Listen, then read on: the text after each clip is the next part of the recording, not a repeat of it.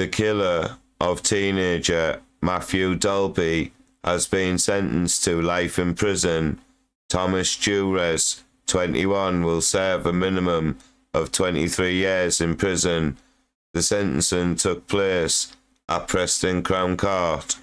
Dures stabbed Matthew Dolby to death before fleeing the country for 18 months.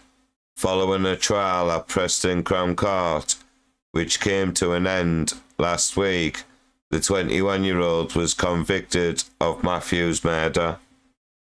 Matthew, 19, was among 10 men who travelled to Ormskirk on July the 28th, 2023, after hearing a friend had been punched 3 times by Dures while he was alone and on crutches. Dures, who was also 19 at the time of the attack, denied murder, but the jury saw through his lies.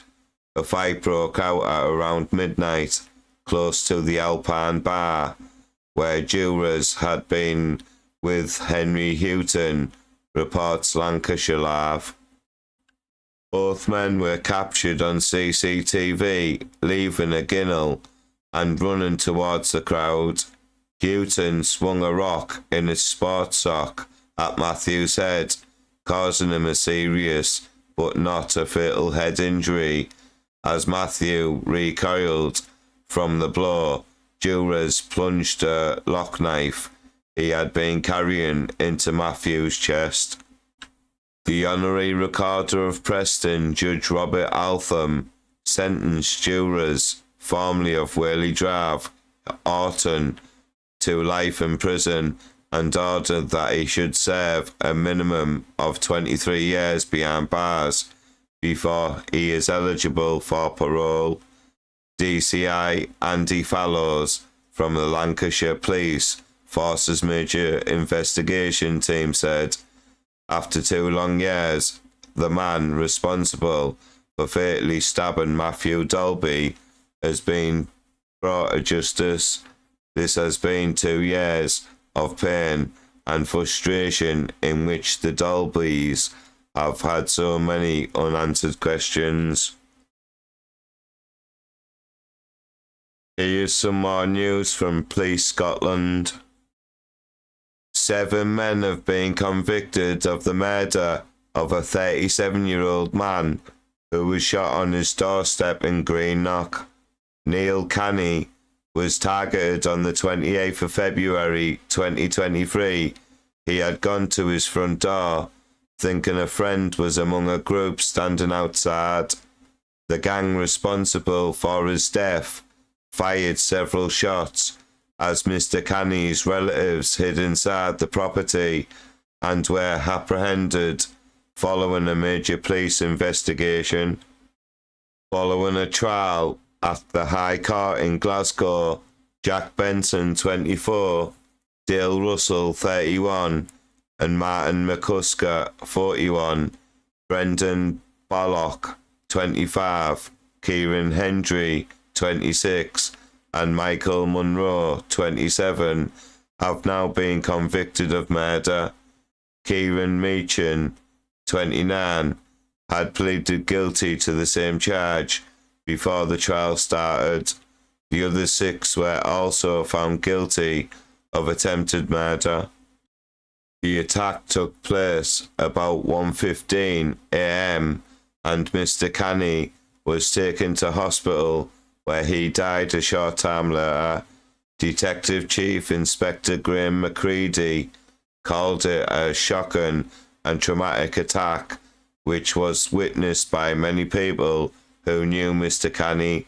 He said, thankfully, violent crimes like these in public places are rare. When such incidents take place, we will use all resources necessary to carry out a thorough, rigorous inquiries to ensure we track down those responsible and bring them to justice, no matter your part in the crime. Mr. Canney's mother, Georgina Canney, told the trial how he had been staying with her at the time of the attack. Her elder son, David, and other relatives had also been there that evening. The 62-year-old described how her granddaughter had noticed people in the street, telling jurors, "I looked out. There were 5 figures at the bottom of the stairs and one at the side of my car on a bike." She said Mr. Canney went to the door, believing one of the group was a friend, but then she heard a series of loud bangs and immediately grabbed 2 children who were in the house. The court heard how she had called on her granddaughter to get everyone on the floor in the kitchen, and they hid behind the freezer. Miss Canney recalled that her son was lying on the hall floor on his front with a lot of blood about. Despite being a first aider, she said she had been too traumatized to turn him onto his back. Mr. Canney died from a single gunshot wound to the head, though prosecutor Alan Cameron said 8 bullets had been fired into the house. He said it is simply not possible, on the evidence we have, to say with any degree of certainty who fired the gun. The 6 on trial had denied being involved. The court heard that Benson had transported Russell and McCusker in his car from Lanarkshire to take part in the shooting and then help them escape. It was claimed he had later lied to police in a bid to cover up his involvement in cocaine dealing. Russell was said to have boasted about what had happened. There was further evidence of £40 being received for a good turn. Gunshot residue was discovered on the items of clothing and a number of the gang, including on designer jackets belonging to Monroe and Hendry. After the verdicts, Mr. Cameron revealed all of those on trial other than Hendry and Monroe had criminal records. Russell had the worst, including a number of crimes of violence as well as robbery. In a rare turn of events, the trial went ahead without Russell in the dock following a chaotic scenes before evidence began. On one occasion, he had to be physically hauled into a cart by a number of police officers wearing protective riot gear, one of whom Russell tried to headbutt.